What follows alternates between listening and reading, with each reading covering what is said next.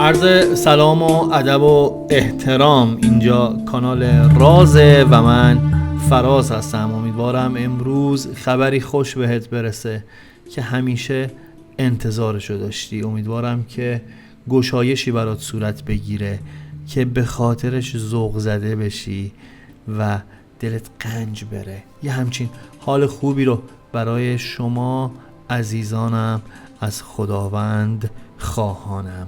چند لحظه سکوت میکنم تا فرصت داشته باشی که نیت کنی، یعنی تمرکز کنی، تخیل کنی، تجسم کنی برای اون چه که در انتظار اتفاق افتادنش هستی.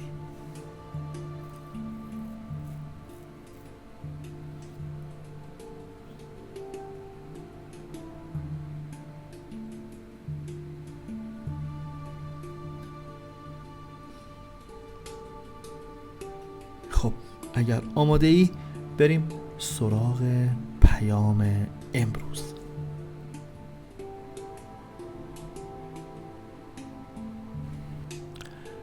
الا یا ایها الساقی ادر کأسا و ناولها، که عشق آسان نمود اول ولی افتاد مشکلها. به بوی نافه کاخر صبا زان طره بگشاید، ز تاب جعد مشکینش چه خون افتاد در دلها. مرا در منزل جانان چه امن عیش چون هر دم، جرس فریاد می دارد که بربندید محملها. به می سجاده رنگین کن گرت پیر مغان گوید، که سالک بی خبر نبود ز راه و رسم منزلها.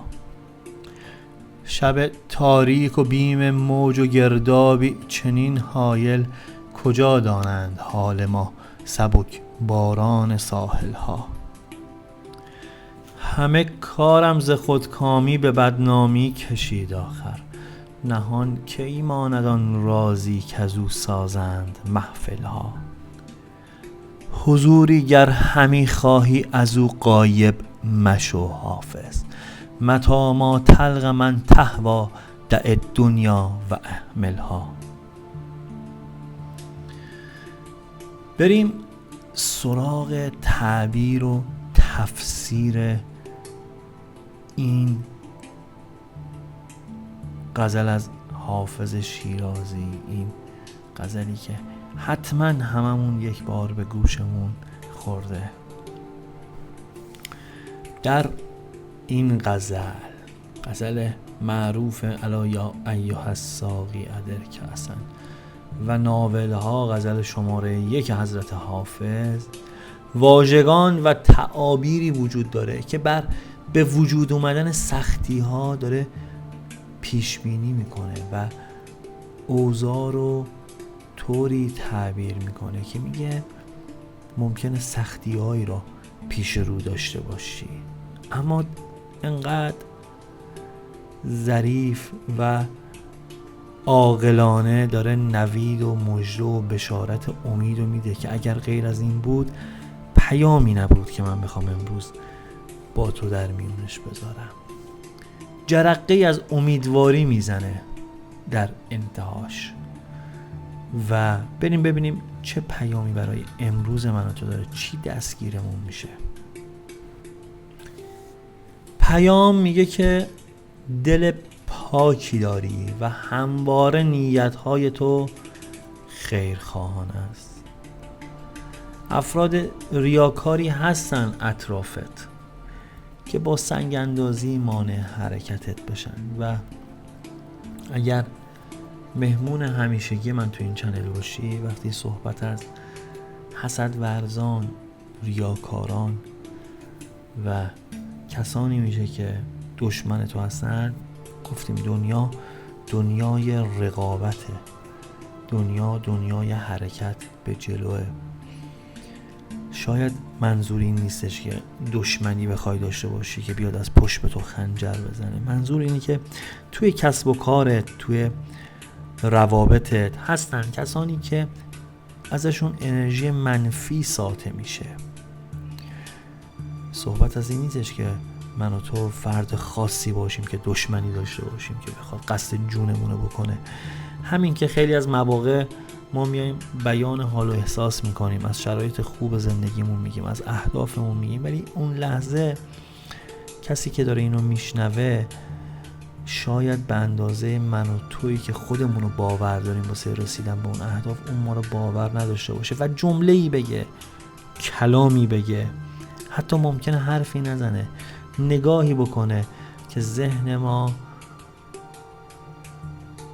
اینو تعبیر بکنه که نکنه من دارم حرفی رو میزنم که خیلی قلوف‌آمیزه یا حرفی رو دارم میزنم که نشدنیه، نکنه این داره درست میگه. و این میشه که میگن هر حرفی رو هر جایی نزن، با آدم‌هایی باش که باهات هم فرکانس هستن، با افرادی معاشرت کن که اهدافی مشترک دارن و سر از کارتو در میارن. پیام خیلی ساده، خیلی یعنی واقعا اگه بهش عمل کنی واقعا شدنیه. میگه اگر از دورنگی و ریاکاری اطرافیان داری رنج میبری و در عذاب هستی و در این فکر هستی که چگونه با این افراد درو و نیرنگ باز رفتار کنی، میگه خیلی ساده است این موضوع و فقط هم به دست خدا ممکنه. نه اینکه بیای من و تو دعا کنیم بگیم خدای مشکل رو حل کن، میگه به خدا توکل کن، بعد به جای قصه خوردن یواش یواش سعی کن در انتخاب دوستات و همنشینات تجدید نظر کنی. ناخودآگاه وارد جامعه جدید میشی و از اون افراد قبلی دور میشی.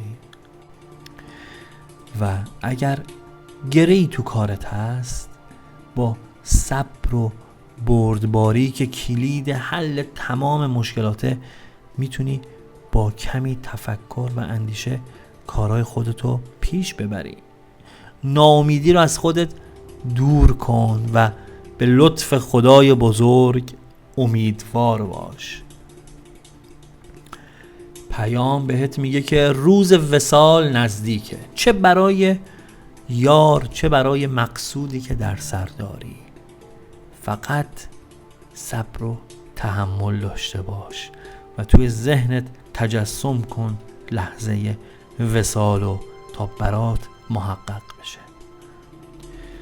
و اگر بخوام پیام امروز رو برایتون نازنینم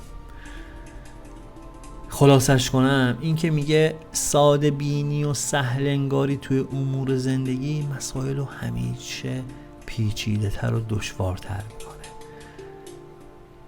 دیدگاهتون نسبت به اطرافیانت عمیق تر کن و روی آسایش امروزی که داری تکیه نکن که زندگی گذراست. به فکر آینده باش. اگه میخوای به مقصودت برسی، دست از خودخواهی و یک دندگی بردار و هرگز از یاد خدا غافل نشو. و توی تمام تصمیم گیری های مهمت با افراد با تجربه مشورت کن و به صحبتاشون عمل کن. و سلام. این بود پیام امروز. ممنونتم که تا اینجا با من همراه بودی. پوینده باشی و پایدار.